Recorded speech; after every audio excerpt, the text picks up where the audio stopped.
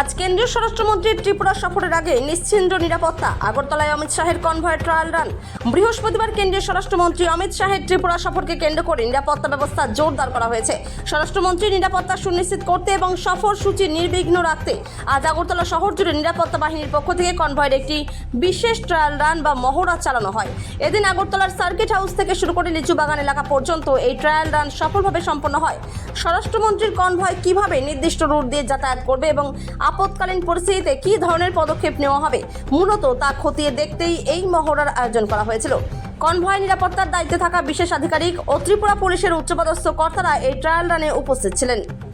ত্রিপুরা থেকে বিক্রম কর্মকারের report, big news Bangla. কি সমস্যা হচ্ছে আপনাদের? আমরা তো কইতে পারি না, আমরা এদিকে আইসি হঠাৎ বলছি। আমরা যেমন ইউরো কমপ্লেক্সে সার্ভেন্ট সেটা আইসের রাস্তা পথ ক্রিয়া করবো, অনেক কিছু এই যে অসুবিধা হচ্ছে আপনাদের, এই বিষয়টা নিয়ে কি বলবেন? ক্রিয়া করবো। তারার মধ্যে তারা কোন সময় ক্লিক কী করে কীটা করে, এটা তো কিছু একটা জানানোর দরকার ছিল আগে, যে এইদিকে রাস্তা বদ্ধ থাকবে, তার কারণে আমরা অন্যদিকে আসতাম। হঠাৎ আসি রাস্তা বদ্ধ।